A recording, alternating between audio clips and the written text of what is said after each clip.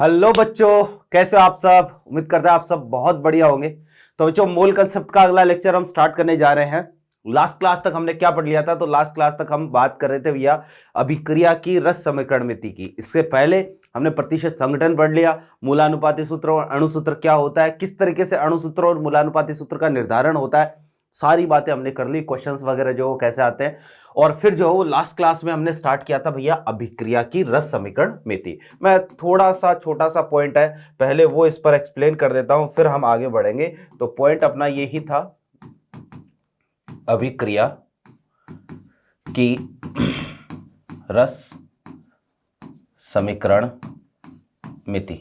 ठीक है, ये हमारा पॉइंट चल रहा था। मैंने आपको ये कहा था कि भैया ये पॉइंट जो है ना, या फिर इस तरीके के कंसेप्ट से या रिएक्शन की स्टोइकियोमेट्री से रिलेटेड किसी भी तरीके का कोई भी सवाल आ जाए, सबसे पहला काम आपका ये होना चाहिए, आपको ये चेक करना है कि क्या हमारी अभिक्रिया बैलेंस है, क्या रिएक्शन जो है वो संतुलित है या नहीं है। अगर रिएक्शन बैलेंस नहीं है तो आपको पहले उसको क्या करना है, बैलेंस करना है। और अभिक्रिया को संतुलित करने के बाद में, अभिक्रिया को बैलेंस करने के बाद में ही हम जो है वो रिएक्शन को आगे, मतलब क्वेश्चन को आगे सॉल्व करेंगे। ठीक है ना, बिना रिएक्शन को सॉल्व किए हमें बात नहीं करनी है या आगे बात नहीं बढ़ानी है।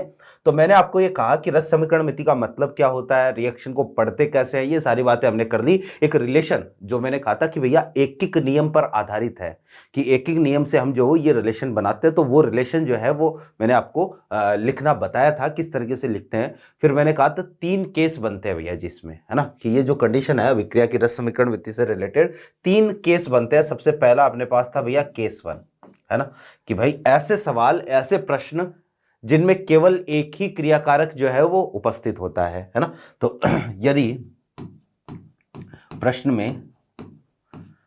में केवल एक ही अभिक्रमक उपस्थित हो, ठीक है, कि भैया अगर जो है वो क्वेश्चन में केवल एक ही अभिक्रमक उपस्थित है, ठीक है, तो उस केस में जो है वो हमें किस तरीके से सवाल सॉल्व करने हैं। 1-2 क्वेश्चन इस पर हमने लिए भी थे, मैं कुछ क्वेश्चन और लिखता हूं, 1-2 क्वेश्चन और करते हैं, फिर हम आगे बढ़ेंगे धीरे धीरे करके। जैसे एक क्वेश्चन ये है भैया, आपको मैंने ये दिया है क्वेश्चन कि एसटीपी पर 2.24 लीटर SO3 के विघटन से प्राप्त O2 का ग्राम में भार ज्ञात कीजिए। सिंपल सा काम है। मैंने पिछली क्लास में जो है वो आपको ये बताया था कि कई बार जो है ना कंडीशन ऐसी आएगी कि आपको जो रिएक्शन है वो लिख के नहीं देगा, रिएक्शन लिख के नहीं देगा, क्योंकि कुछ जनरल रिएक्शंस होती है जो हमें आनी चाहिए, जैसे कि ये है ना। तो यहाँ पर जो है वो आपको 2SO3 is converting into 2SO2 और साथ में O2। रिएक्शन अपनी बैलेंस होनी चाहिए, तो बैलेंस है। सबसे पहले क्या चीज गिवन है, तो आप देखो गिवन क्या है, गिवन ये है 2.24 लीटर, ये गिवन है। तो सबसे पहले मैं काम करता हूं, इसको मोल में कन्वर्ट करता हूं। तो मोल में निकालने का, मोल में कन्वर्ट करने का तरीका क्या होगा भैया, कि भाई दिया गया आयतन डिवाइड बाय कितना, 22.4, है ना। तो ये हमारे पास इसके मोल आ गए कितने, 1/10। मोल में कन्वर्ट करना क्यों जरूरी है, क्योंकि भैया जी हम कोई भी कैलकुलेशन जो है वो हमेशा मोल से ही करते हैं। आपको हर कैलकुलेशन मोल से ही करना है, मास से या वॉल्यूम से या फिर नंबर ऑफ मॉलिक्यूल से आपको कोई कैलकुलेशन नहीं करनी है। आपको केवल और केवल कैलकुलेशन किससे करनी है जी, मोल से करनी है। तो यहां पर जो है वो हमें काम करता है, मैं इसको यूं लिखूंगा जी। अब देखो, आपको इसके बारे में जानकारी दे रखी है और O2 के बारे में पूछिए, तो आप इन दोनों का रिलेशन रख लो, बाकी को हटा दो। तो मैं क्या बोलूंगा, देखना जरा, कि reacting moles of SO3 divide by इसका स्टोइकियोमेट्रिक कोएफिशिएंट कितना है, 2। SO3 के क्रियाकारी मोल डिवाइड बाय इसका रस समीकरणमितीय गुणांक 2। फिर दूसरी तरफ क्या आएगा, O2 के क्रियाकारी मोल डिवाइड बाय इसका रस समीकरणमितीय गुणांक कितना है, 1। ठीक है, ये हमारे पास कंडीशन आएगी। तो यहां से इसके क्रियाकारी मोल कितने हैं भैया, इसके 1/10 मोल रिएक्ट करवाना चाहता है, तो यहां पर मैं वैल्यू रखूंगा, तो ये कितना हो जाएगा, 1/20, और ये आएगा NO2। तो O2 के मोल निकल के आ गए भैया हमारे पास कितने, 1/20। कहने का मतलब O2 के मोल बनेंगे कितने, 1/20। और मोल आ गए तो भैया मुझे बताओ द्रव्यमान कितना बनेगा।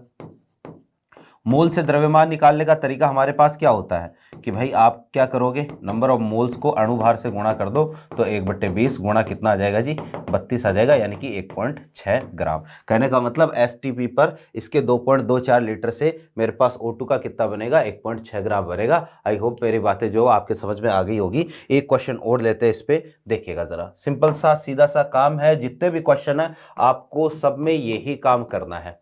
जैसे मैंने आपको ये बोला कि Al2O3 के विघटन से एसटीपी पर 5.6 लीटर O2 प्राप्त करने के लिए Al2O3 का आवश्यक भार ज्ञात कीजिए। ठीक है भैया, देखो कि जरूरी नहीं है कि आपको जो है वो क्वेश्चन में इंफॉर्मेशन केवल क्रियाकारकों के बारे में दे, है ना। आपको उत्पाद के बारे में इंफॉर्मेशन देके हो सकता है क्रियाकारकों के बारे में इंफॉर्मेशन पूछ ले।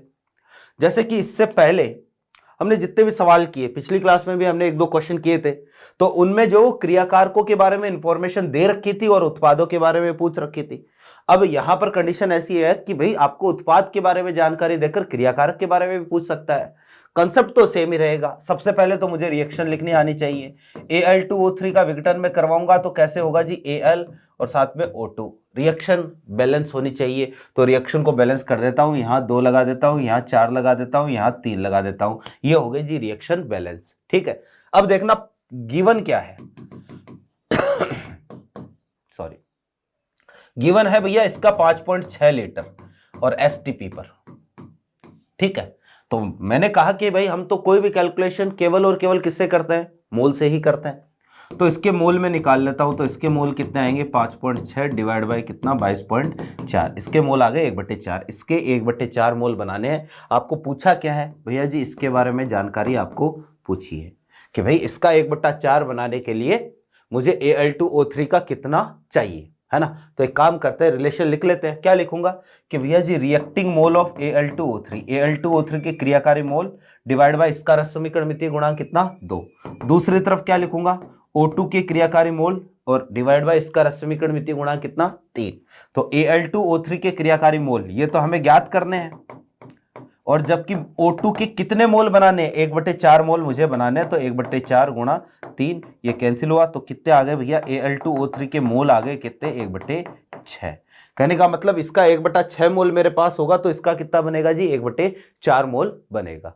कि इसका 1/6 है तो इसका 1/4 बनेगा। तो भार मुझे ज्ञात करना है, भार है ना किसका, Al2O3 का भार, ये मुझे ज्ञात करना है। तो भैया जी इसका भार मैं निकाल लेता हूं।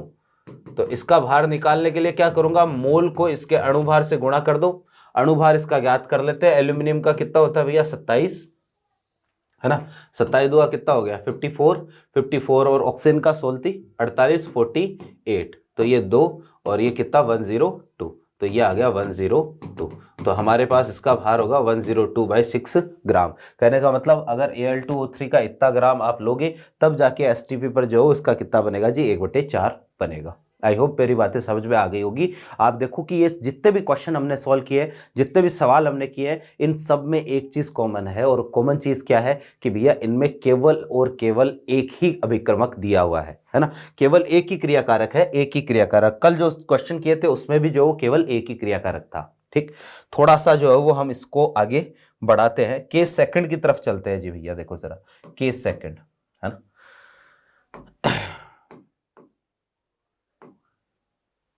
हाँ जी,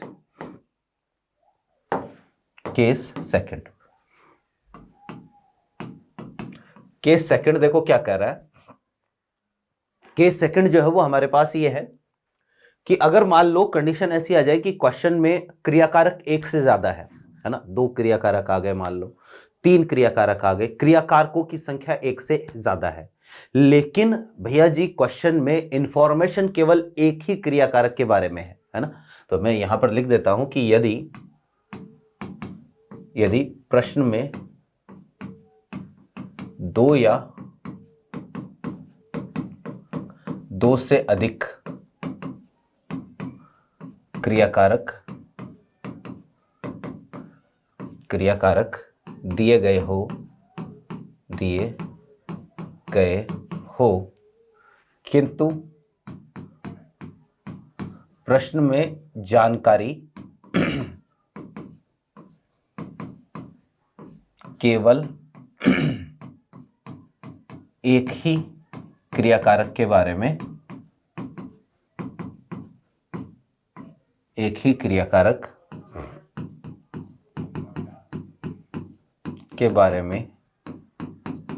दी गई हो।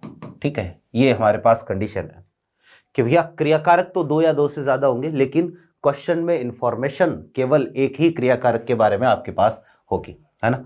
क्या करना है भैया, सेम टू सेम पहला जो केस हमने देखा था ना, वो ही केस मान के आपको सॉल्व करना है, कोई नया काम नहीं। हाँ, तीसरा केस जो बनेगा वो भी ऐसा ही होगा कि प्रश्न में क्रियाकारक दो या दो से ज्यादा होंगे और इंफॉर्मेशन भी दो या दो से ज्यादा क्रियाकारकों के बारे में आपको मिलेगी, थर्ड केस मिलेगी।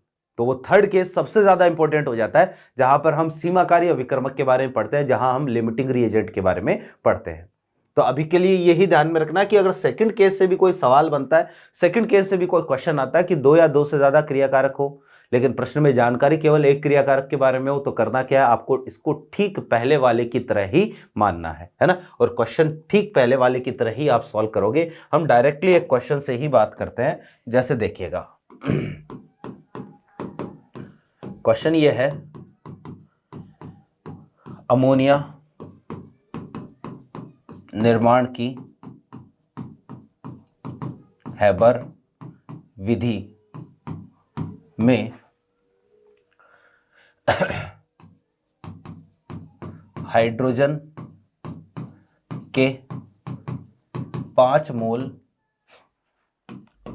से प्राप्त NH3 के मोलों की संख्या ज्ञात कीजिए तथा हाइड्रोजन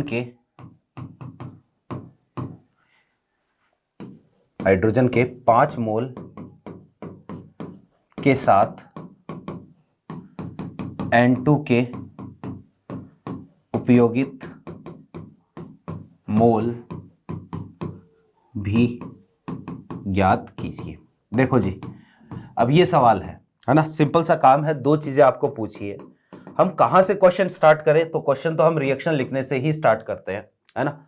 अब भैया एक वर्ड जो है ना वो बार बार आता है, और ये है अमोनिया निर्माण की हेबर विधि। आपको आगे भी ध्यान में रखना है ये चीज कि यार ये अमोनिया निर्माण की हेबर विधि क्या है ना, ये आपको आगे भी ध्यान में रखनी है। तो अमोनिया निर्माण की हेबर विधि का मतलब क्या होता है, तो भैया जी एक सिंपल सी रिएक्शन है। अमोनिया निर्माण की हेबर विधि का मतलब ये है N2 + 3H2 is converting into 2NH3। याद रखिएगा, आगे जब भी इस रिएक्शन की बात आती है तो आपको यही रिएक्शन लिखनी है, अमोनिया निर्माण की हेबर विधि। क्वेश्चन में क्या दे रखा है, तो आप देखो गिवन क्या है। गिवन ये है कि आपको हाइड्रोजन के मोल दे रखे, कितने मोल दे रखे हैं, 5 मोल दे रखे। आप देखो जरा कि दो या दो से ज्यादा क्रियाकारक हो, और प्रश्न में जानकारी केवल एक ही क्रियाकारक के बारे में हो, कि भैया क्वेश्चन में इंफॉर्मेशन हमारे पास केवल एक ही क्रियाकारक के बारे में है, और इंफॉर्मेशन जो किसके बारे में है, हाइड्रोजन के बारे में है। आपको पूछा क्या है, आपको एक तो NH3 के बारे में पूछा है, एक आपको यह भी पूछा है, N2 के बारे में भी पूछा है। भैया कोई दिक्कत नहीं है, हमारा तो तरीका वही रहेगा क्या कि भैया फर्स्ट केस के जैसे इसको सॉल्व करोगे। अगर आपको NH3 के बारे में जानकारी निकालनी है तो भैया इसका और इसका रिलेशन लिख लो, इसको हटा दो। और अगर आपको हाइड्रोजन के बारे में जानकारी लिखनी है तो इन दोनों का रिलेशन रख लो, इसको हटा दो। तो जैसे मान लो मुझे NH3 के बारे में जानकारी चाहिए, तो 4NH3 मैं क्या लिखूंगा जी, देखो जी क्या आएगा, NH2 डिवाइड बाय कितना 3, और दूसरी तरफ क्या आएगा NNH3 डिवाइड बाय कितना 2, ऐसा ही होगा। तो NH2 तो कितना है भैया, अपने को कितने मोल रिएक्शन करवाने इसके, 5/3 बराबर NNH3/2। ठीक है, तो मेरे पास NNH3 इसके मोल आ गए कितने, 10/3 बोले तो 3.33 मोल। खत्म बात। कहने का मतलब ये है, देखो ये क्या है, ये हाइड्रोजन के क्रियाकारी मोल डिवाइड बाय इसका रस समीकरण मितीय गुणांक, NH3 के प्राप्त मोल डिवाइड बाय इसका रस समीकरण मितीय गुणांक। तो आपको तो NH3 के प्राप्त मोल पूछे है ना, तो भैया हाइड्रोजन के क्रियाकारी मोल कितने दे रखे हैं, 5 दे रखे हैं, तो 5/3 NH3 डिवाइड बाय 2, खत्म बात, ओके काम है ना। फिर ऐसा ही काम मुझे N2 के लिए करना है, तो N2 और H2 का रिलेशन लिख लो। क्या लिखूंगा भैया जी, 4N2। क्या लिखूंगा, देखो नाइट्रोजन के क्रियाकारी मोल डिवाइड बाय नाइट्रोजन का रस समीकरण मितीय गुणांक कितना है, 1। दूसरी तरफ क्या आएगा जी, हाइड्रोजन के क्रियाकारी मोल डिवाइड बाय इसका रस समीकरण मितीय गुणांक कितना, 3। यहां से हमें यह पता चल जाएगा कि नाइट्रोजन के या हाइड्रोजन के 5 के साथ नाइट्रोजन के कितने काम में आएंगे। तो खत्म, मुझे ये तो ज्ञात करना है नाइट्रोजन के क्रियाकारी मोल कितने, ये आ गया कितना, 5/3। इसको सॉल्व कर लो, ये हमारे पास कितना आ जाएगा, 1.66। कहने का मतलब इसके 5 मोल के साथ मेरे को नाइट्रोजन के कितने काम में लेने पड़ेंगे, 1.66 काम में लेने पड़ेंगे। तो सेकंड केस कोई अलग केस नहीं है, सेकंड केस ठीक पहले वाले केस की तरह ही है ना, कि भाई एक क्रियाकारक हो और क्वेश्चन में जानकारी भी आपको जो है, या यूं कहो कि अगर 2 या 2 से ज्यादा क्रियाकारक हो लेकिन प्रश्न में जानकारी केवल एक क्रियाकारक के बारे में हो, तो ठीक पहले वाले क्वेश्चन की तरह, पहले वाले कंसेप्ट की तरह ही आपको सॉल्व करना है। मैं इस पर एक क्वेश्चन और आपको करवा देता हूं, फिर हम आगे बढ़ते हैं। देखिएगा जरा, सिंपल सा सीधा सा काम है।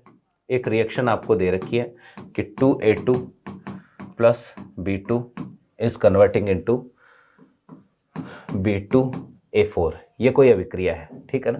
और आपको ये बोल रखा है कि यदि अभिक्रिया द्वारा B2A4 के 10 मोल प्राप्त करने हो तो इसके लिए आवश्यक A2 तथा B2 के मोलों की संख्या ज्ञात कीजिए, ठीक है। ये हमारे पास कंडीशन है ना, कि हमारे पास रिएक्शन ये है और आपको जो A2 सेम टू सेम, देखो 2 क्रियाकारक है, प्रश्न में जानकारी केवल एक ही, जरूरी नहीं है जानकारी, वही बात है कि उत्पाद के बारे में भी जानकारी दे सकता है, क्रियाकारक के बारे में भी दे सकता है। तो पहले वाला जो कंसेप्ट था, बस उसी कंसेप्ट को फॉलो करते हुए हमें प्रश्न को सोल्व करना है। रिएक्शन आपको दे दी 2A2 plus B2 is converting into B2A4, है ना। क्या चीज गिवन है, वही बात गिवन है भैया जी, इसके 10 मोल दिए हैं, इसके 10 मोल दिए हैं, इसके बारे में भी पूछा है आपको और इसके बारे में भी पूछा है, दोनों के बारे में आपको पूछा है। तो सबसे पहले मैं काम कर लेता हूं 4A2, A2 के लिए हम ज्ञात कर लेते हैं। क्या लिखूंगा जी, NA2 डिवाइड बाई 2 और दूसरी तरफ NB2A4 डिवाइड बाई कितना आएगा, डिवाइड बाई इसका रस समीकरण मितीय गुणांक कितना है, 1, है ना। अब इसके कितने मोल प्राप्त करने हैं मुझे, तो इसके 10 मोल प्राप्त करने हैं। तो इसके 10 मोल प्राप्त करने के लिए इसके कितने मोल चाहिए, तो NA2 ये हमारे पास आ जाएंगे कितने, 20 मोल। कहने का मतलब A2 के 20 मोल होंगे तो इसके 10 मोल बन सकते हैं। ठीक ऐसे ही जो है 4 मैं बोलूंगा B2 के लिए क्या लिखूंगा, B2 के क्रियाकारी मोल डिवाइड बाय कितना, 1, इसका रस समीकरण मितीय गुणांक 1। दूसरी तरफ हमारे पास आएगा B2A4 के प्राप्त मोल, ठीक है, डिवाइड बाय 1। तो इसके कितने मोल चाहिए, इसके मुझे जो 10 मोल बनाने, तो इसका मतलब मुझे जो है B2 के भी मोल कितने चाहिए, 10 चाहिए। कहने का मतलब रिएक्शन में इसके 20 मोल लोगे, इसके 10 मोल लोगे, तब जाके इसका कितना मोल बनेगा जी, 10 मोल बनेगा। सिंपल सा काम है। तो ये सेकंड केस है, अपने पास कोई ज्यादा सोचने की आवश्यकता नहीं है भैया। सवाल जो हम कर रहे हैं वो अभी बेसिक लेवल के कर रहे हैं, चाहे नीट हो चाहे जेई हो, है ना। तो ये जो कंडीशन है, ये जो केस है, यहां से इसी तरह के सवाल बनते हैं। मैं जेई के लिए अलग से एक टॉपिक बताऊंगा जहां से क्वेश्चन बनते हैं, तो वो क्लास नीट वाले बच्चे स्किप कर सकते हैं भैया, ठीक है। अभी जो है वो जेई के बच्चों को लग रहा होगा कि भैया ये इस तरीके से क्या सवाल, सिंपल से आसान से क्वेश्चन है, कोई दिक्कत नहीं है भैया, ये आपका बेसिक है ऐसा मान लो। आगे जो है वो एडवांस लेवल की प्रॉब्लम भी मैं आपको करवाऊंगा, ठीक है ना। चलो जी, ये हुई एक बात। अब आते हैं हम केस थर्ड पर, जो अपना सबसे ज्यादा इंपॉर्टेंट केस है, थर्ड केस। केस थर्ड देखिएगा, थर्ड केस क्या है। तो थर्ड केस जो है वो अपने पास ये है कि अगर मान लो क्वेश्चन में क्रियाकारक 2 या 2 से ज्यादा हो, 2 या 2 से ज्यादा क्रियाकारक हो, और जानकारी भी दो या दो से ज्यादा क्रियाकारकों के बारे में आपको क्वेश्चन में मिल जाए। तो अब क्या करना है, तो थर्ड केस आपको लगाना है। तो थर्ड केस में मैं ये लिखूंगा, यदि प्रश्न में दो या दो से ज्यादा क्रियाकारक हो तथा प्रश्न में जानकारी भी दो या दो से ज्यादा क्रियाकारकों के बारे में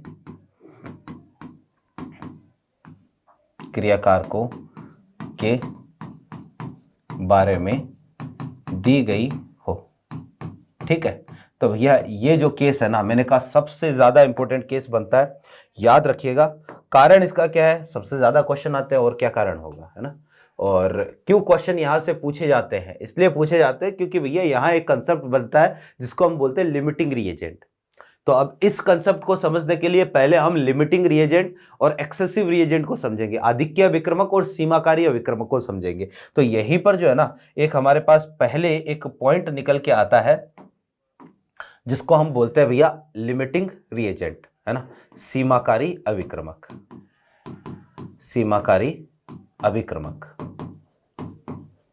ठीक है, कि भैया ये जो कंडीशन है, देखो आपको किसी भी रिएक्शन से रिलेटेड कोई भी सवाल दे दे तो सबसे पहला काम आपका क्या होना चाहिए, तो मेरे भाई सबसे पहला काम आपका ये होना चाहिए कि उस सवाल को देखो और इन तीनों में से केस को आइडेंटिफाई करो कि केस कौन सा बनेगा, कि पहला केस है, दूसरा केस है, तीसरा केस है।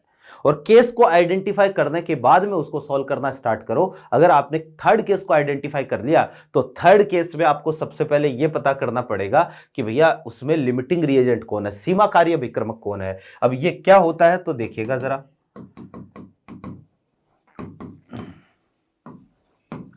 लिमिटिंग रिएजेंट LR, ठीक है, सीमाकारी अभिक्रमक। देखो क्या होता है, तो सीमाकारी अभिक्रमक में हम ये लिखते हैं कि भैया देखो एक वो अभिक्रमक जो अभिक्रिया में पहले खत्म हो जाए उसको हम क्या बोलते हैं, सीमाकारी अभिक्रमक बोलते हैं। अभी एग्जांपल से बताऊंगा कि भैया वह अभिक्रमक जो अभिक्रिया में पहले समाप्त हो जाए। ठीक है, तो भैया उसको सीमाकारी अभिक्रमक हम बोलेंगे, सीमाकारी अभिक्रमक कहलाता है। ठीक है, देखो जी कि मान लो A + B ये रिएक्शन बन रही है, मान लो C बन रहा है ना, ये कंडीशन है। तो अब दो क्रियाकारक है, मान लो क्वेश्चन में इसके बारे में भी इंफॉर्मेशन दे दी, इसके 5 मोल है, इसके 2 मोल है ना, और इसके बारे में, दोनों के बारे में जानकारी हम डायरेक्टली सॉल्व नहीं कर सकते कि आपको पूछ लिया C का कितना बनेगा। तो इस केस में आपको सबसे पहले जो है ना, इन दोनों में से ये सिलेक्ट करना पड़ेगा कि यार इन दोनों में से लिमिटिंग रिएजेंट कौन सा है, A और B में से सीमाकारी अभिक्रमक कौन सा है ना। कैसे चेक करते हैं उसका एक प्रोसीजर है, ध्यान रखना। ये मोल डायरेक्टली देख के हम नहीं बता सकते कि यार कौन सा जो वो सीमाकारी अभिक्रमक होगा, मोल देख के हम नहीं बता सकते, है ना। मान लो ये रिएक्शन है 3A + B is converting to C। अब देखने पर लग रहा है यार इसके मोल कम है तो ये पहले खत्म हो जाएगा, लेकिन ऐसा नहीं है। तो मोल देख के हमें नहीं बताना है कि कौन लिमिटिंग रिएजेंट होगा। तो क्या चेक करके बताना है, उसका एक तरीका होता है, मेथड होता है, वो मैं बताऊंगा अभी क्या मेथड होता है। तो मोल देख के हम डायरेक्टली, मोल देख के या द्रव्यमान देख के, अणुओं की संख्या, आयतन देख के हम कभी भी डायरेक्टली सीमाकारी अभिक्रमक के बारे में नहीं बता सकते, तरीका होता है। तो भैया वो अभिक्रमक जो अभिक्रिया में पहले खत्म हो जाए, यहां पर A जो है वो सीमाकारी अभिक्रमक है। कैसे आया वो बाद में बात करेंगे। जैसे ही A खत्म होगा, मुझे बताओ, जैसे ही रिएक्शन में A खत्म होगा, रिएक्शन क्या हो गई, रुक गई। तो भाई आप देखो कि किसी अभिक्रिया में उत्पाद कितना बनेगा वो कौन डिसाइड करेगा, वो A डिसाइड करेगा। कहने का मतलब सीमाकारी अभिक्रमक डिसाइड करेगा कि उत्पाद कितना बनेगा, और सीमाकारी अभिक्रमक ही डिसाइड करेगा कि B के कितने मोल काम में आएंगे। भैया A तो पूरा खत्म हो गया रिएक्शन में, B शेष बच गया, B जो है वो बच गया, क्योंकि ए खत्म होते ही रिएक्शन तो क्या हो गई, पूरी हो गई, रिएक्शन तो बंद हो गई। तो ए तो पूरा खत्म हो गया और बी बाकी रह गया। भैया जो बाकी रह जाता उसको बोलते हैं आदिक्य अभिक्रमक। कि भाई बी के 2 मोल हमने लिए थे, 2 के 2 पूरे खत्म नहीं होंगे, 2 में से कुछ बच जाएंगे। तो भैया देखो कि सी के कितने मोल प्राप्त होंगे और बी के कितने मोल शेष बचेंगे, या फिर इसके 5 के साथ इसके 2 में से कितने काम में आएंगे, है ना। कि भाई 2 में से इसके कितने काम में आएंगे, ये कौन डिसाइड करेगा, ये ए डिसाइड करेगा, ए से कैलकुलेशन होगी, है ना। तो भैया यहां पर मैं लिख देता हूं कि किसी अभिक्रिया में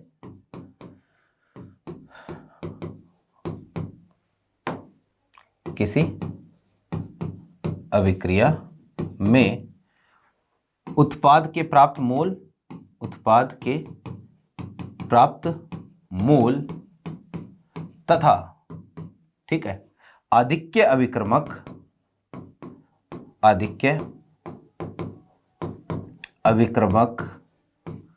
के काम में आए मोलों की संख्या, है ना, काम में आए मोलों की संख्या किससे निर्धारित होगी भैया, सीमाकारी अभिक्रमक से निर्धारित होगी, सीमाकारी अभिक्रमक से निर्धारित होगी। ठीक है, तो ये हमारे पास कंडीशन है कि लिमिटिंग रिएजेंट ही डिसाइड करेगा कि किसी उत्पाद में मतलब कितना तो उत्पाद बनेगा और कितना आदिक्य अभिक्रमक का काम में आएगा। यहां पर जो एक पॉइंट और है, मैं आदिक्य अभिक्रमक की भी डेफिनेशन लिख देता हूं भैया। आदिक्य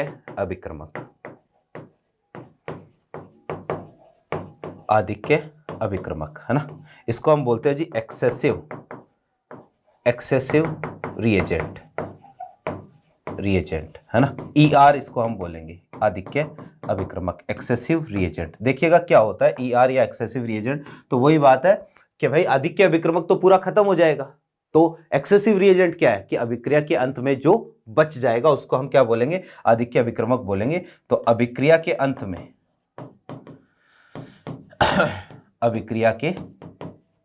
में शेष बचा अभिक्रमक क्या कहलाता है भैया जी, आदिक्य अभिक्रमक कहलाता है।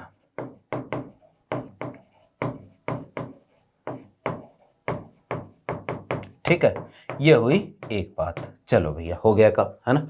अब हम समझते हैं कि आखिर हम लिमिटिंग रिएजेंट चेक कैसे करते हैं। मैंने क्या कहा कि पहला काम आपका होना चाहिए जी केस को आइडेंटिफाई करना, है ना, कि केस कौन सा है भाई, कि केस फर्स्ट है, केस सेकंड है, कि केस थर्ड है। पहला काम आपका यही होना चाहिए। और अगर एक बार आपने केस को आइडेंटिफाई कर लिया, एक बार आप ये समझ गए कि यार पहला केस है, तो पहले केस के अकॉर्डिंग सवाल को सॉल्व करो, दूसरे केस के अकॉर्डिंग सॉल्व करो अगर दूसरा केस है तो, और तीसरा केस आ गया तो आपका पहला काम ये होगा पहले ये पता करना कि यार आदिक्य अभिक्रमक कौन सा है ना।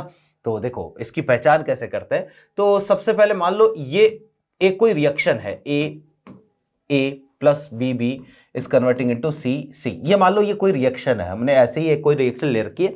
और मैंने आपको पिछली क्लास में भी बताया था कि अगर रिएक्शन आपको इस फॉर्मेट में दे रखी है तो आपको क्या समझना, आपको ये समझना कि यार अभिक्रिया संतुलित है, अभिक्रिया बैलेंस है। ठीक है जी। अब आपको ये चीज गिवन है, गिवन मोल्स, है ना। प्रश्न में आपको दिया गया है कि भैया इसके x मोल हमने लिए, इसके y मोल हमने लिए। क्वेश्चन में ये दे रखा है, मोल नहीं देगा तो द्रव्यमान देगा, मास देगा। अगर मास नहीं देगा तो अणुओं की संख्या देगा, वो भी नहीं देगा तो आपको आयतन देगा। तो अब आप समझो कि उसको हम किस में कन्वर्ट करेंगे, मोल में कन्वर्ट करेंगे, क्योंकि हम तो सारी कैलकुलेशन किससे करते हैं, मोल से ही करते हैं। तो भैया जी ये कंडीशन है कि हमारे पास इसके x मोल है, इसके कितने हैं, y मोल। आप देखो कि दो क्रियाकारक, दो से ज्यादा भी हो सकते हैं, कि दो या दो से ज्यादा क्रियाकारक हो और क्वेश्चन में इंफॉर्मेशन भी दो या दो से ज्यादा क्रियाकारकों के बारे में दी हो, इसके बारे में भी जानकारी है, इसके बारे में भी जानकारी है, तो भैया ये केस है कौन सा, लिमिटिंग रिएजेंट का। अब मुझे ये पता करना पड़ेगा कि ए और बी में से लिमिटिंग रिएजेंट कौन है, क्योंकि आगे की सारी कैलकुलेशन जो चलेगी ना कि सी कितना बनेगा, आदिक्य अभिक्रमक का कितना शेष रहेगा, आगे की सारी कैलकुलेशन जो किस पर आधारित है, उसी लिमिटिंग रिएजेंट पर आधारित है कि लिमिटिंग रिएजेंट अपना कौन सा है। तो अब आप समझो आपको क्या करना है। आपको सबसे पहले गिवन मोल्स, है ना, अपॉन स्टोइकियोमेट्रिक कोएफिशिएंट, ये रेशियो निकालना है कि दी गई मोलों की संख्या डिवाइड बाय उसका रस समीकरण मितीय गुणांक। जैसे यहां पर इसके कितने मोल दिए हैं x और इसका रस समीकरण मितीय गुणांक कितना है a, यहां इसके कितने मोल दिए हैं y और इसका रस समीकरण मितीय गुणांक कितना है b है। तो भैया जी ये अनुपात आप निकालोगे और इस अनुपात में जो कम होगा वो लिमिटिंग रिएजेंट होगा। मैं यहां पर ये कहता हूं कि अगर मान लो x बाई a की वैल्यू कम है ना, y बाय b से, तो इस केस में a is limiting reagent, a is LR। हमारा a जो है वो क्या होगा, सीमाकारी अभिक्रमक होगा, a पहले खत्म हो जाएगा और b बाकी रह जाएगा। और भैया जी b इज एक्सेसिव रिएजेंट, इस केस में b जो है वो क्या होगा, एक्सेसिव रिएजेंट होगा। फिर मैं ये कहता हूं कि अगर मान लो x by a is greater than y by b, अगर मान लो ऐसी कंडीशन आ गई कि भाई y बाई b कम है, तो अब इस केस में हम बोलेंगे b इज लिमिटिंग रिएजेंट और a इज एक्सेसिव रिएजेंट, कि a रिएक्शन में बच जाएगा और b जो है वो क्या हो जाएगा जी, पूरा खत्म हो जाएगा। अगर मान लो ऐसी कंडीशन आ गई कि x बाई a और y बाई b दोनों बराबर आ गए, मान लो ये अनुपात दोनों के लिए सेम आ गया, है ना, और दोनों के लिए अगर अनुपात सेम आता है तो हम मतलब यह है कि ये भी और ये भी, तो भैया इस केस में हम बोलेंगे a and b both are limiting reagent. भैया दोनों ही सीमाकारी अभिकर्मक है, कहने का मतलब रिएक्शन में दोनों ही पूरी तरीके से क्या हो जाएंगे, काम में आ जाएंगे। कहने का मतलब रिएक्शन के लास्ट में ना तो a बचेगा और ना ही b बचेगा, दोनों सीमाकारी अभिकर्मक है। ये हमारे पास कंडीशन हो गई भैया किसकी, एक तरीके से लिमिटिंग रिएजेंट को इसी तरीके से आइडेंटिफाई करना है। तो ये हो गई एक बात। अब हम आते हैं भैया इस पर क्वेश्चन, देखिएगा कि आपको अगर सवाल पूछेगा, क्वेश्चन पूछेगा तो क्वेश्चन जो वो किस तरीके से आ सकता है। बहुत ही सीधा सा और सिंपल सा काम है भैया। देखो जी, है ना, जैसे एक क्वेश्चन लेते हैं हम, है ना, वही कि भाई अमोनिया निर्माण की हेबर विधि से क्वेश्चन ले लेते हैं। अमोनिया निर्माण की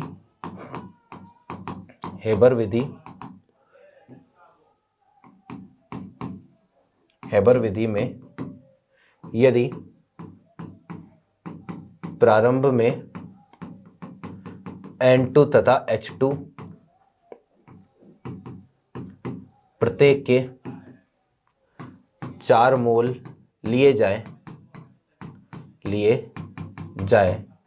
तो निम्न की गणना कीजिए। तो निम्न की गणना कीजिए, ठीक है। तो भैया आपको जैसे पहला दे दिया है ना, क्या कैलकुलेट करना है।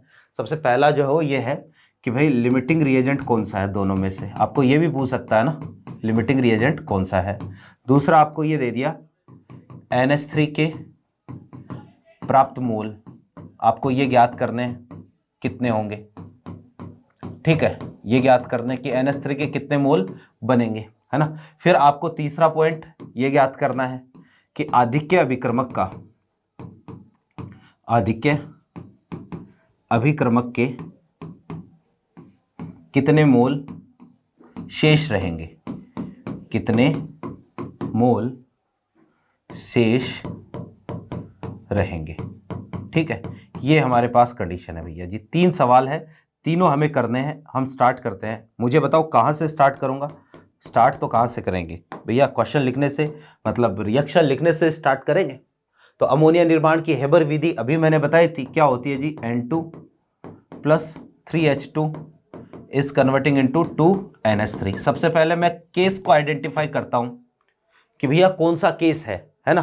तो सबसे पहले आप देखो गिवन क्या है, गिवन ये है कि आपको नाइट्रोजन और हाइड्रोजन प्रत्येक के 4 मोल, कहने का मतलब प्रारंभ में इसके भी 4 मोल थे जी और इसके भी कितने मोल थे जी, 4 मोल। नाइट्रोजन के भी 4 मोल और हाइड्रोजन के भी कितने, 4 मोल थे, और दोनों के 4 मोल थे। तो हम क्या बोलेंगे, हम ये बोलेंगे देखो 2 क्रियाकारक है, 2 या 2 से ज्यादा क्रियाकारक और दोनों के बारे में इंफॉर्मेशन है।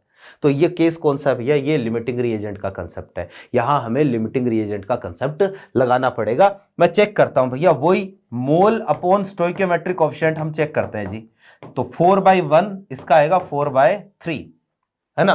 और भैया मैंने कहा कि इन दोनों में से जिसका अनुपात, जो अनुपात कम आएगा वो लिमिटिंग रिएजेंट होगा। ये 4 आ रहा है, ये 4/3 यानी 1.33 आ रहा है, तो मैं यहां पर क्या बोलूंगा भैया, ये कम है ना। तो सबसे पहले का आंसर आ गया हाइड्रोजन इज लिमिटिंग रिएजेंट। भैया जी हाइड्रोजन लिमिटिंग रिएजेंट है, कहने का मतलब रिएक्शन में हाइड्रोजन पूरा क्या हो जाएगा, खत्म हो जाएगा, और भैया नाइट्रोजन बच जाएगा। तो अब आपको यह बताना है कि अगर हाइड्रोजन पूरा खत्म होगा तो अमोनिया का कितना बनेगा, दूसरा, नाइट्रोजन बच जाएगा तो नाइट्रोजन के कितने बाकी रह जाएंगे, यह भी बताना है। अब एक बार अगर आपने लिमिटिंग रिएजेंट निकाल लिया ना, तो भैया मैंने क्या कहा, अब सारी कैलकुलेशन जो है वो किसके अकॉर्डिंग होगी, इसी के अकॉर्डिंग होगी। सारी कैलकुलेशन, जितनी भी कैलकुलेशन करेंगे हम हाइड्रोजन के अकॉर्डिंग करेंगे, क्योंकि भैया जैसे ही हाइड्रोजन रिएक्शन में खत्म हुआ, रिएक्शन खत्म हो गई, NH3 बनना बंद हो गया, इसका कंजप्शन बंद हो गया। तो ये कितना कंज्यूम होगा, ये कितना बनेगा, ये कौन डिसाइड करेगा, हाइड्रोजन ही डिसाइड करेगा। तो मैं जो एक काम कर रहा हूं, यहां से NH3 के लिए कैलकुलेशन कर लेता हूं, तो 4NH3 है ना। तो वही काम, रिलेशन लिख लो। अब देखो इसी से कैलकुलेशन होगी, इसको भूल जाओ आप। तो इन दोनों का रिलेशन मैं लिख लेता हूं, क्या, इसके रिएक्टिंग मोल डिवाइड बाय इसका रस समीकरण मितीय गुणांक, इसके प्राप्त मोल डिवाइड बाय इसका रस समीकरण मितीय गुणांक। तो मेरे पास जो ये रिलेशन क्या आएगा जी, NH2 डिवाइड बाय कितना 3 NH3 डिवाइड बाय कितना 2, हो गया काम। अब मुझे बताओ हाइड्रोजन के कितने मोल रिएक्शन करवाने हैं। उसने कहा हाइड्रोजन के 4 मोल लिए थे, और हमने चेक करके बताया कि 4 के 4 पूरे खत्म हो गए, क्योंकि हाइड्रोजन क्या है जी, लिमिटिंग रिएजेंट है। तो यहां पर हाइड्रोजन के 4 मोल थे, 4 के 4 पूरे खत्म हो गए, तो इसके 4 मोल रिएक्शन करवाना चाहता है। तो 4/3 is equal to NNH3 bye कितना 2। तो NNH3 ये वैल्यू आ गई कितनी जी, 8/3। ये लो, अमोनिया के प्राप्त मोलों की संख्या कितनी होगी, 8/3। अब आपको यह बताना है कि भैया जी N2 के कितने मोल जो है वो काम में आएंगे, है ना, या कितने बचेंगे। भैया ये तो कंफर्म है कि हमने 4 मोल नाइट्रोजन ले रखा है। कितने ले रखे हैं, 4 मोल नाइट्रोजन के ले रखे हैं। तो 4 के 4 मोल पूरे के पूरे काम में नहीं आएंगे, ये तो कंफर्म है। 4 में से कुछ काम में आ गए और कुछ बच गए। तो पहले मैं ये निकाल लेता हूं कि 4 में से कितने काम में आ गए, है ना, 4 में से कितने काम में आ गए, पहले आप ये ज्ञात कर लो। और भैया 4 में से जितने काम में आ गए वो 4 में से माइनस कर दो, 4 में से बचे कितने वो आ जाएगा। तो भैया जी रिलेशन क्या कहता है कि नाइट्रोजन के क्रियाकारी मोल डिवाइड बाय रस समीकरण मितीय गुणांक, ये बराबर होगा हाइड्रोजन के क्रियाकारी मोल डिवाइड बाय इसका रस समीकरण मितीय गुणांक। यही कंडीशन होगी। ये क्या है, NN2, ध्यान रखना NN2 है नाइट्रोजन के क्रियाकारी मोल, कि नाइट्रोजन के कितने मोल काम में आ रहे हैं। और NH2 क्या है, ये हाइड्रोजन के क्रियाकारी मोल है। और हाइड्रोजन के क्रियाकारी मोल तो कितने हैं, हाइड्रोजन के क्रियाकारी मोल तो है कितने, 4, क्योंकि भैया रिएक्शन में हाइड्रोजन लिमिटिंग रिएजेंट है, 4 के 4 पूरे खत्म। तो हाइड्रोजन के क्रियाकारी मोल तो मेरे पास आए 4, तो नाइट्रोजन के क्रियाकारी मोल कितने आएंगे, 4/3, बोले तो 1.33। कहने का मतलब यह है कि भैया मेरे पास जो है ना, नाइट्रोजन के हमारे पास थे कितने, 4 मोल थे हमारे पास। 4 में से काम में केवल कितने आएंगे, तो 4 में से काम में केवल 1.33 आएंगे। तो मैं बोलूंगा नाइट्रोजन के शेष मोल, शेष मोल। तो शेष मोल ज्ञात करने के लिए 4 में से 4/3 क्या कर दो, माइनस कर दो, कितना आ जाएगा जी, 8/3। ये लो जी, नाइट्रोजन के जो है वो इतने मोल अपने पास बाकी रह गए। क्लियर है बात, और इतने मोल बाकी रह गए, और जो है वो इसमें से 4/3 जो है वो क्या आ गए, काम में आ गए। सिंपल सा काम है। इस तरीके से आपको लिमिटिंग रिएजेंट से रिलेटेड जितने भी सवाल है ना वो सॉल्व करने होते हैं। मेरे ख्याल से कोई जो है भारी भरकम या मुश्किल चीज़ नहीं है, बहुत आसान सा काम है ना। मैं अगर इस पर एक क्वेश्चन और लूँ तो देखिएगा कैसे क्या करना होता है, सीधा सा सिंपल सा काम है ना। जैसे एक क्वेश्चन हम लेते हैं यहाँ पर, क्वेश्चन ये है कि एसटीपी पर यदि 2 मोल O2 तथा, या इसको जो है वो मैं ऐसा कर लेते हैं, 5 मोल O2 तथा 2 मोल ही लेते हैं, 2 मोल SO2 तथा 1 मोल, तो सिंपल सी रिएक्शन हो जाएगी, 4 मोल SO2 तथा 3 मोल O2 की अभिक्रिया से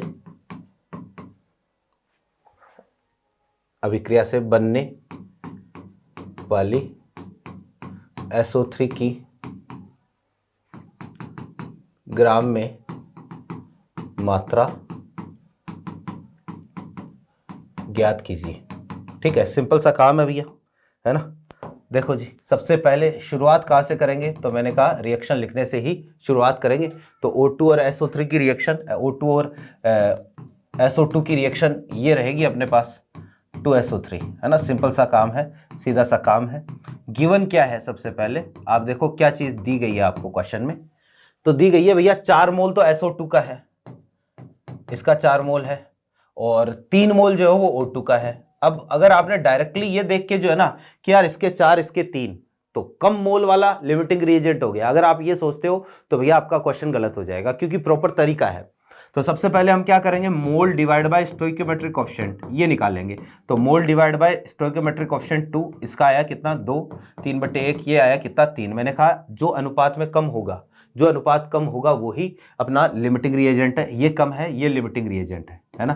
तो रिएक्शन इसी के अकॉर्डिंग चलेगी। कहने का मतलब इसका 4 पूरा खत्म हो जाएगा, और O2 का SO3 का जो है वो कितना बनेगा ये इसी से डिसाइड होगा, है ना। और O2 का कुछ बच जाएगा, तो मैं सबसे पहले तो जो है ना SO3 के लिए कैलकुलेशन कर लेता हूं। तो 4SO3 क्या रिलेशन आएगा, NSO2 डिवाइड बाय 2, और दूसरी तरफ क्या आएगा NSO3 डिवाइड बाय 2, है ना। तो इसके कितने रिएक्शन करवा रहा है, इसके 4 के 4 रिएक्शन करवा रहा है। तो SO3 के कितने मोल बनेंगे जी, 4 मोल SO3 के प्राप्त होंगे। इसने ग्राम में मात्रा पूछी है, कुछ नहीं है, अणुभार से गुणा कर दो। तो भार पूछा है ना, द्रव्यमान। तो भैया 4 गुणा SO3 का अणुभार कितना होता है 80, 8 चौक 32, ये लो जी 320 ग्राम जो है वो इसका प्राप्त होगा। ठीक है, फिर आपको ये भी पूछ सकता है कि O2 का कितना शेष रहेगा। तो 4O2 ये भी कैलकुलेशन में करके बता देता हूं। देखो जी क्या रिलेशन आएगा, NSO3 या NSO2 डिवाइड बाय कितना 2, NO2 बाय 1। ये क्या है, SO2 के क्रियाकारी मोल, कितने मोल रिएक्शन करवाने, 4 मोल रिएक्शन करवाने, है ना। और O2 के कितने काम में आएंगे, ये क्या है O2 के क्रियाकारी मोल, है ना। तो O2 के क्रियाकारी मोल, इसके तो 4 के 4 पूरे खत्म हो गए। कितने आए क्रियाकारी मोल, 2 आ गए।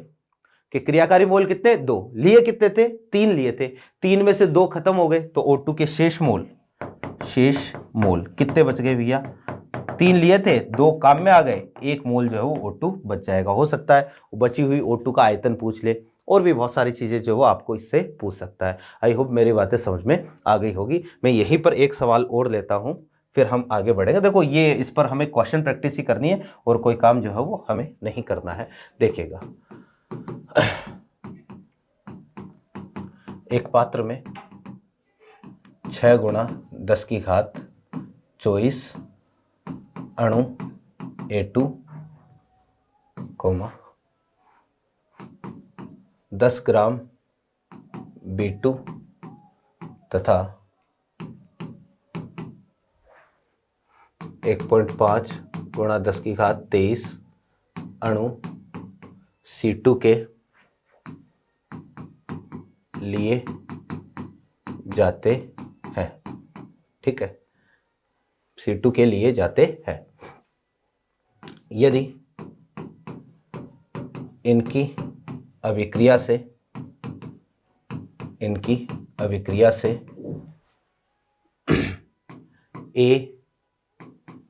A-B2C4 का निर्माण होता है तो अभिक्रिया द्वारा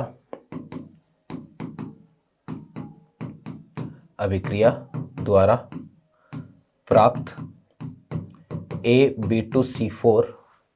हाँ, तो देखो ये क्वेश्चन है अपने पास कि एक पात्र में 6 गुणा 10 की घात 24 अणु A2, 10 ग्राम B2 और 1.5 गुणा 10 की घात 23 अणु जो है वो C2 के लिए जाते हैं। यदि इनकी अभिक्रिया से A-B2C4 का निर्माण होता है तो अभिक्रिया द्वारा प्राप्त A-B2C4 का अधिकतम द्रव्यमान ज्ञात कीजिए। कि मैक्सिमम जो है उसका कितना बनेगा, और ABC के परमाणु भार आपको दे रखे 10, 30 और 20 ग्राम पर मोल है। चलो देखो जरा कि इसको जो है वो हम सॉल्व करना स्टार्ट करते हैं। भैया सिंपल सा और आसान सा काम है।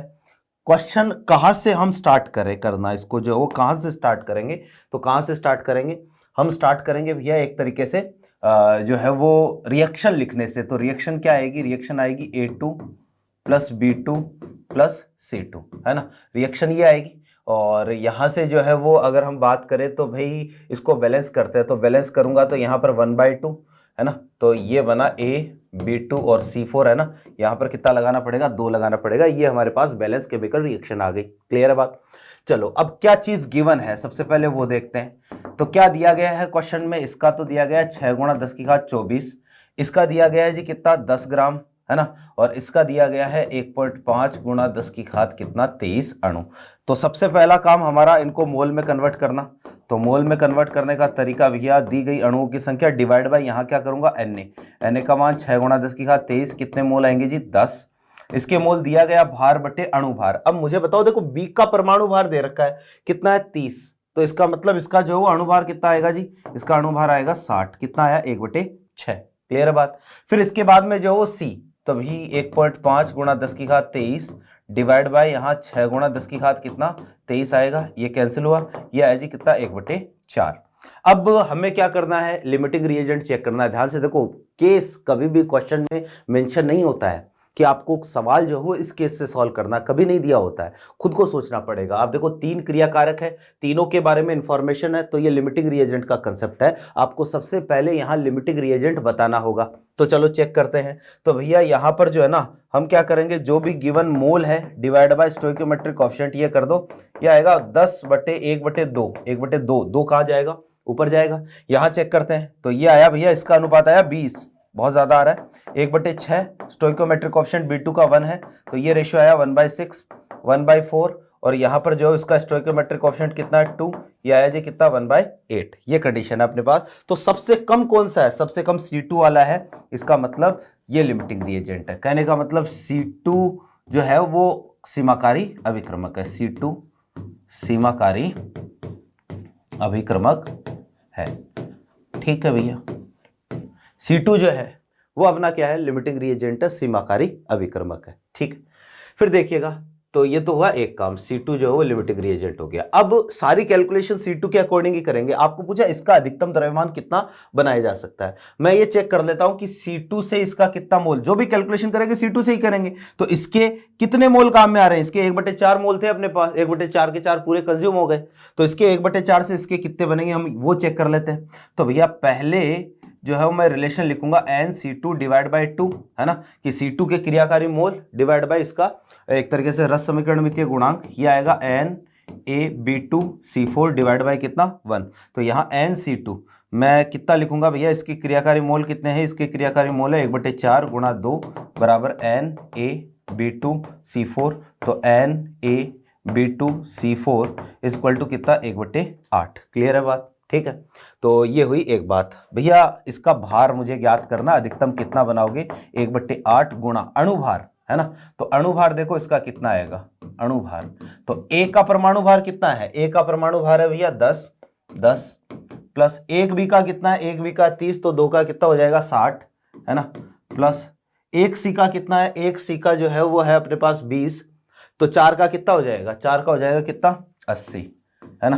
तो ये 90 और 60 कितना आया 150, तो ये आया जी 150। तो अपना आंसर है कितना 150 डिवाइड बाय कितना 8, 75/4, है ना।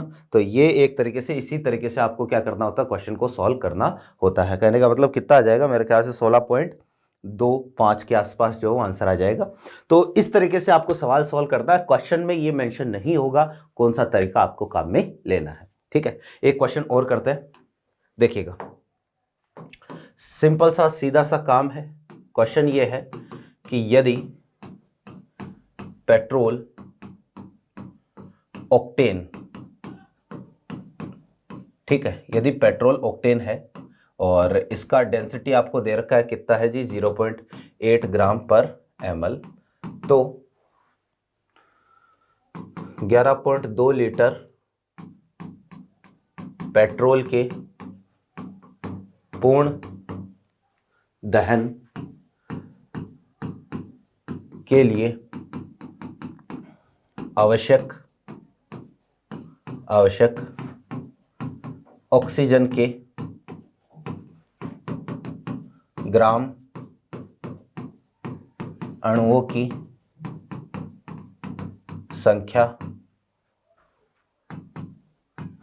ज्ञात कीजिए। ठीक है, ये कंडीशन है कि भैया अगर जो पेट्रोल ऑक्टेन है तो आपको क्या करना है, 11.2 लीटर पेट्रोल के पूर्ण दहन के लिए आवश्यक ऑक्सीजन के ग्राम अणुओं की संख्या ज्ञात करनी है। कहां से स्टार्ट करेंगे क्वेश्चन सॉल्व करने की, तो स्टार्ट हम करेंगे रिएक्शन लिखने से। अब रिएक्शन लिखनी नहीं आती तो भैया फिर नहीं होगा काम। कई बार जो कुछ जनरल रिएक्शंस होती है जो हमें लिखनी आनी चाहिए, जैसे ये ऑक्टेन है। ऑक्टेन क्या होता है भैया, C8H18 होता है ऑक्टेन, है ना। और ये लिक्विड है क्योंकि पेट्रोल लिक्विड होता है, और इसका दहन करवाएंगे तो दहन हमेशा ऑक्सीजन की प्रेजेंस में ही होता है, ये लो जी। और आपको ये भी पता होना चाहिए कि दहन जो है इसमें हमेशा हाइड्रोकार्बन का दहन जब भी होता है तो क्या बनता है, CO2 और वाटर बनता है। तो यहां से जो क्या आएगा 8 CO2 गैस, और साथ में जो क्या बनेगा 9 H2O, है ना, गैस। ठीक है, ये हमारे पास इसके दहन की अभिक्रिया है। अगर मैं रिएक्शन को बैलेंस करता हूं 16 और 9 कितना आएगा 25, तो यहां पर कितना लगाऊंगा भैया 25/2, ये हमारे पास कंडीशन है। ठीक, तो पेट्रोल जो है वो क्या है, ऑक्टेन है, और आपको ये बोला है। अब क्या चीज गिवन है, सबसे पहले आप देखना जरा कि गिवन क्या है। गिवन है इसका 11.2 लीटर, कि 11.2 लीटर का दहन से मुझे कितने ऑक्सीजन की रिक्वायरमेंट होगी। अब देखो जी, मैं इसको मोल में कन्वर्ट करूंगा, लेकिन मोल में कन्वर्ट करने के लिए, क्योंकि हम तो सारी कैलकुलेशन मोल से ही करते हैं। अब देखो केस को आइडेंटिफाई करो, चलो तो केस को आइडेंटिफाई क्या करेंगे भैया, देखो दो क्रियाकारक है, लेकिन इंफॉर्मेशन केवल पेट्रोल के बारे में दी हुई है, आपको इसके बारे में दी हुई है और इसके बारे में इंफॉर्मेशन पूछी है।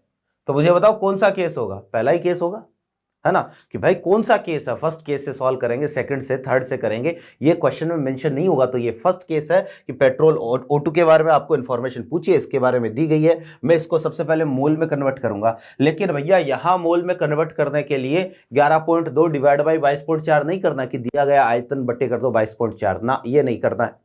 क्यों नहीं करना है, क्योंकि ये चीज केवल और केवल किसके लिए होती है, ये चीज तो केवल हम गैस के लिए करते हैं और पेट्रोल लिक्विड है, यहां ऐसा नहीं होगा। हमें क्या करना पड़ेगा, इसका घनत्व आपको दिया गया है, इस घनत्व से पहले मैं इसका क्या करूंगा जी, द्रव्यमान ज्ञात करूंगा। चलो वो करते हैं। तो भैया हमें यह पता है density equal to mass over volume होता है। तो मास हमारे पास डेंसिटी है 0.8 इंटू वॉल्यूम कितना है जी 11.2, लीटर में है तो 1000 से गुणा करना पड़ेगा। तो ये द्रव्यमान आ गया, किस में आ गया जी, ग्राम में आ गया। मैं मोल में इसको कन्वर्ट कर लेता हूं, तो दिया गया भार, है ना, दिया गया भार डिवाइड बाय अणुभार। अब मुझे ऑक्टेन का अणुभार चाहिए, है ना, तो ये कितना आएगा अणुभार अपने पास, जो 96 और साथ में कितना आ गया 18, तो कितना है 106 और 8 कितना 114। तो दिया गया भार बटे अणुभार, ये लो जी, ये हमारे पास पेट्रोल के क्या आ गए, मोल आ गए। सिंपल सा सीधा सा काम है ना। अब भैया एक बार अगर इसके मोल आ गए तो आपको क्या पूछा है, ऑक्सीजन के ग्राम अणुओं की संख्या, और ग्राम अणुओं का मतलब क्या होता है, ग्राम अणुओं का मतलब मोल ही होता है। तो O2 के कितने मोल की रिक्वायरमेंट है, रिलेशन काम में ले लो, NC8H18 डिवाइड बाई 1, और ये क्या आएगा NO2 डिवाइड बाई 25 बाई कितना 2, ये हमारे पास कंडीशन है। तो यहां पर बस वैल्यू रख दो, इसके कितने मोल रिएक्ट करवाना चाहता है, तो यहां से O2 के मोल पहले मैं निकाल लेता हूं, तो 25/2, है ना, और इनटू भैया इसके मोल जो है वो कितने आ गए, इसके मोल आ गए 0.8 इंटू 11.2 इंटू 1000, और डिवाइड बाई जो है कितना आ जाएगा 114। ये हमारे पास O2 के मोल निकल के आ गए, ठीक है ना। तो भैया इसको जो है वो अगर हम सॉल्व करेंगे तो ये हमारे पास आएगा 982.45, यही अपना क्या है आंसर है। तो इस तरीके से जो आपको क्या करना होता है, सॉल्व करना होता है। आई होप मेरी चीज़ें जो हो आपको समझ में आ रही होगी अच्छे से। चलो भैया, तो ये एक स्टोइकियोमेट्री से रिलेटेड प्रॉब्लम, मैं एक चीज़ क्लियर कर देता हूँ, इससे संबंधित और भी क्वेश्चन हम करेंगे आगे। छोटा सा पॉइंट है जिसको गैसीय एनालिसिस या एक तरीके से गैसियस एनालिसिस बोलते हैं, है ना, या फिर यूडियोमेट्री बोलते हैं। हिंदी में तो क्या बोलते हैं, यूडियोमेट्री बोलते हैं या कुछ और बोलते हैं, मैं सर्च करके जो बाद बता दूंगा। तो उस टॉपिक में भी हम ये क्वेश्चन करेंगे, है ना, लेकिन वहां तक जाने के लिए हमें पहले कुछ और चीज़ें पढ़नी पड़ेगी। तो भैया इससे रिलेटेड क्वेश्चन हम आगे भी करेंगे। एक छोटा सा पॉइंट जो है वो हम और पढ़ लेते हैं, आगे बढ़ते हैं, थोड़ा सा चैप्टर को, टॉपिक को आगे बढ़ाते हैं। भैया इसमें देखो 3 इंपॉर्टेंट चीज़ें बाकी है। तो एक तो इसमें जो है वो अब बाकी है भैया एक प्रतिशत शुद्धता, एक प्रतिशत लब्धि, और फिर इसमें जो है वो अपने पास इनसे रिलेटेड क्वेश्चन, और फिर एक सिक्वेंशियल रिएक्शन का जो है वो एग्जांपल आता है, वो बाकी है। तो हम उसी की तरफ बढ़ रहे हैं। तो नेक्स्ट जो टॉपिक अपना वो है भैया प्रतिशत शुद्धता, प्रतिशत शुद्धता, ठीक है, परसेंटेज प्योरिटी, ठीक है, प्रतिशत शुद्धता, परसेंटेज प्योरिटी। और जो है वो सिंपल सा सीधा सा काम है। देखो क्या होती है प्रतिशत शुद्धता। जैसे भैया मैं आपको ये बोलूं कि मान लो मेरे पास कैल्शियम कार्बोनेट का एक सैंपल है, ठीक, और इस सैंपल को हमें पता है कैल्शियम कार्बोनेट को गर्म करते हैं तो क्या क्या बनता है, दो चीजें बनती है जी, एक तो CaO बनता है, एक क्या बनती है, CO2 बनती है ना। और हमें यह भी पता है रिएक्शन की रस समीकरण मिति, स्टोइकियोमेट्री रिएक्शन की ये कहती है कि इसके 1 मोल से आपको CO2 का कितना मिलेगा, 1 मोल बनेगा, कि इसके 1 मोल से CO2 का 1 मोल बनेगा, है ना। इसके 1 मोल का मतलब कितना, 100 ग्राम, कि मेरे पास अगर कैल्शियम कार्बोनेट का 100 ग्राम है तो CO2 का 1 मोल, और CO2 के 1 मोल का मतलब कितना, 44 ग्राम, कि इसके 100 ग्राम से इसका कितना बनेगा, 44 ग्राम बनेगा। यह अभिक्रिया की रस समीकरण मिति कहती है, ठीक। अब देखना जरा कि इसके 100 से इसका 44 ग्राम बन रहा है। मैं ये कहता हूं कि मेरे पास कैल्शियम कार्बोनेट का एक नमूना है, एक सैंपल है, और वो जो सैंपल है ना, टोटल सैंपल का भार है भैया 500 ग्राम, कि कैल्शियम कार्बोनेट का एक नमूना है, सैंपल है, और वो सैंपल जो है 500 ग्राम का है। नमूने का मतलब है उसमें कुछ तो कैल्शियम कार्बोनेट है और कुछ उसमें क्या है, कुछ तो कैल्शियम कार्बोनेट है और कुछ उसमें क्या है भैया, कुछ उसमें अशुद्धियां हैं, है ना। तो इसमें कुछ तो कैल्शियम कार्बोनेट है, कुछ उसमें अशुद्धि है। मैं ये कहता हूं कि यार इस नमूने में कैल्शियम कार्बोनेट जो हो केवल 50 ग्राम है। कैल्शियम कार्बोनेट कितना है, केवल 50 ग्राम है। तो अब मेरा सवाल ये है कि मुझे बताओ इस सैंपल को अगर आप हीट करोगे, इसको आप गर्म करोगे, तो जो CO2 बनेगी वो किससे बनेगी, वो इस 500 से बनेगी या इस 50 से बनेगी, वो किससे बनेगी भैया, वो किससे बनेगी, वो इस 50 से बनेगी ना। तो बात ये है कि भाई ध्यान देना कि जो अशुद्धियां होती है ना, जैसे यहां पर अशुद्धियां कितनी है, अशुद्धियों की मात्रा कितनी है, 450 ग्राम, ये किसी काम की नहीं है। तो जो है वो हम ये बोलेंगे कि भाई यहां पर जो भी CO2 बनेगी, जो प्रोडक्ट बनेगा वो इस 50 से बनेगा। तो अशुद्धियां कभी भी रिएक्शन में पार्टिसिपेट नहीं करती है, ये आपको ध्यान में रखना है कि हमारे पास एक सैंपल होगा, उस सैंपल में कुछ तो क्रियाकारक होगा, बाकी सारी अशुद्धियां होगी, और जो अशुद्धियां होगी उनसे कभी उत्पाद का निर्माण नहीं होगा, वो अभिक्रिया में पार्टिसिपेट नहीं करेगी। अभिक्रिया में पार्टिसिपेट कौन करेगा, तो जो वास्तव में क्रियाकारक है, जो शुद्ध क्रियाकारक है, केवल वो ही रिएक्शन में पार्टिसिपेट करेगा एक्चुअल में। क्लियर है बात, है ना। तो प्रतिशत शुद्धता यही है कि हमारा सैंपल कितना प्रतिशत प्योर है। जैसे टोटल 500 ग्राम का सैंपल है ना, और 500 ग्राम में काम की चीज कितनी है, 50 ग्राम है, तो कितना प्रतिशत हो गया, ये इसका जो कितना हो गया भैया, 10% हो गया। कहने का मतलब इसमें 500 ग्राम में केवल 10% ही काम की चीज है, बाकी सारा 90% कचरा है। तो कचरा कभी भी रिएक्शन में पार्टिसिपेट नहीं करेगा, ये चीज आपको क्या करनी है, ध्यान में रखनी है कि अशुद्धियां कभी भी अभिक्रिया में पार्टिसिपेट नहीं करती है ना। तो बस सिंपल सा काम है। अब आपको यही प्रतिशत शुद्धता से रिलेटेड जो वो क्वेश्चन बताने होंगे, है ना। जैसे अगर आपको किसी नमूने की प्रतिशत शुद्धता निकालनी है तो इसका एक फॉर्मूला हम बना लेते हैं प्रतिशत शुद्धता निकालने का। जैसे अभी हमने क्या कहा था कि भैया नीचे हमारे पास जो टोटल सैंपल का मास कितना है जी, 50 है ना, 500 है, 500 में से काम की चीज कितनी है, 50 गुणा 100, तो कितना प्रतिशत आया, 10%, कि हमारा नमूना जो हो केवल 10% शुद्ध है। ठीक है, तो अब इसको मैं लिखूंगा कैसे, प्रतिशत शुद्धता जो है वो इसको हम लिखेंगे कैसे, तो इसको हम इस तरीके से लिखेंगे। देखो नीचे तो हमारे पास आएगा नमूने का कुल भार, नमूने का कुल भार, ऊपर हमारे पास क्या आएगा कि नमूने में क्रियाकारक का वास्तविक भार, क्रियाकारक का वास्तविक भार। ठीक है, कि भाई जितना भी नमूना है उसमें से एक्चुअल में क्रियाकारक कितना है और गुणा कर दो इसको कितने से, 100 से। ये हमारे पास कंडीशन है ना, ये हमारे पास कंडीशन है कि भाई एक तरीके से प्रतिशत शुद्धता निकालने की। और यहां पर पॉइंट क्या है, पॉइंट ये ध्यान में रखना है कि अशुद्धियां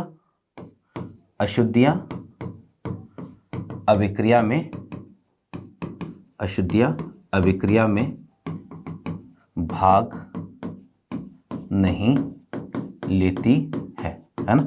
तो ये सिंपल सा फंडा है बस, केवल और केवल। अब इससे रिलेटेड सवाल कैसे आएंगे तो ये समझना कि जैसे मान लो मैं आपको यही क्वेश्चन दे देता हूं, है ना, कि 200 ग्राम CaCO3 का एक नमूना, ठीक है, ये आपको दे दिया 40% शुद्ध है, इसे गर्म करने पर गर्म करने पर एसटीपी पर प्राप्त CO2 का आयतन ज्ञात कीजिए, है ना। ये सवाल है अपना, आयतन ज्ञात कीजिए, इसे गर्म करने पर कितना आयतन जो है वो बनेगा। तो देखिएगा, सिंपल सा काम है। 200 ग्राम कैल्शियम कार्बोनेट का एक नमूना 40% शुद्ध है, गर्म करने पर कितना आयतन बनेगा। तो आप सोचो कि यार CaCO3 है ना, ये सॉलिड है, इसको गर्म करो, CaO सॉलिड, और क्या बनेगा जी, CO2 गैस बनेगा। अब सोचो जरा कि 200 ग्राम का नमूना है, ध्यान रखना उत्पाद 200 ग्राम से नहीं बनेगा। आपको यह पता करना 200 ग्राम में काम की चीज कितनी है, इसमें बहुत सारा कचरा भी है, तो काम की चीज जो है ना उतने से ही प्रोडक्ट बनेगा। और काम की चीज कितनी है भैया, 40% शुद्ध बता रहा है नमूना आपको कि ये नमूना जो है वो कितना 40% प्योर है, 40% शुद्ध है। तो एक काम करो कि भाई इसका मतलब 200 ग्राम का 40% ही कैल्शियम कार्बोनेट, बाकी सारा कचरा है। तो यहां पर मैं ये लिखूंगा कि नमूने में CaCO3 का वास्तविक भार, CaCO3 का वास्तविक भार, है ना, ये आप पहले ज्ञात कर लो, है ना। या फिर आप ये वाली चीज जो है वो ज्ञात कर लो, प्रतिशत शुद्धता 40 दे रखी है, कुल भार 200 दे रखा है, गुणा 100, तो ये वाली चीज निकल के आ जाएगी। तो मैं क्या बोलूंगा भैया, 200 का कितना प्रतिशत, 40%, ये लो जी, कितना 80 ग्राम। कहने का मतलब काम की चीज केवल और केवल कितनी है जी, 80 ग्राम ही काम का है, बाकी सारा क्या है, बाकी सारा कचरा है। ठीक है, ये हमारे पास कंडीशन है।